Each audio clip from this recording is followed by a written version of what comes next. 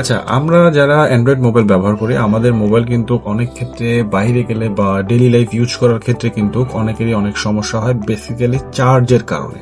আসসালামু আলাইকুম এভরিওয়ান, কি অবস্থা সবাই? আমার নতুন চ্যানেলে সবাইকে স্বাগতম।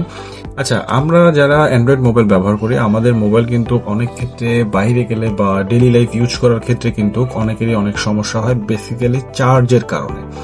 এখন আমি এই চার্জটা ভালো একটা ব্যাকআপে নিয়ে আসবো কিভাবে? আপনি তো সারাদিন ধরেন অফিস করেন বা কোথাও বাইরে গেলে সবসময় তো আর গেম খেলেন না।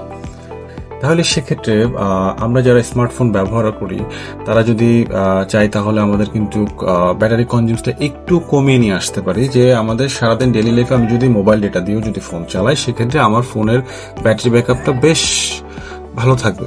সেক্ষেত্রে আমরা প্রথমত একটা কাজ করবেন হচ্ছে আপনি আপনার ফোনের সেটিংয়ে চলে যাবেন।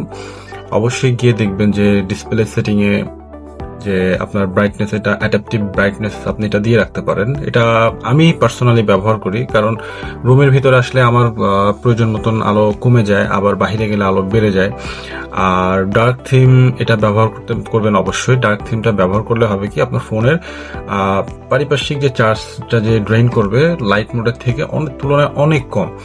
এবং দেখেন এখানে ডিসপ্লে যে রিফ্রেশ রেটটা আপনি যদি অটো স্মার্ট অপটিমাইজেশন করে রাখেন, মানে ধরেন আপনি যখন যেটা ব্যবহার করতেছেন আপনার এফপিএসটা সেই হিসাবে কাউন্ট করবে। এখন আমি সবসময় চেষ্টা করি কি যে 60 হার্টে চালানোর জন্য, যখন আমি গেম খেলি তখন আমি অটোতে চলে যাই বা 144 দিয়ে, যেটা আমার পছন্দ আর কি, বা আপনার যেটা পছন্দ। এখন এই অপশনটা কিন্তু সব ফোনে কিন্তু নেই, সবার ফোনে থাকবে না। বেসিক্যালি ওল্ড যে মডেলগুলো আছে সেই ফোনগুলোতে থাকবে না। তো সেক্ষেত্রে আপনারা চেষ্টা করবেন যে ডার্ক মোডটা ব্যবহার করার জন্য। এবং আপনি একটু ব্যাকে চলে আসেন।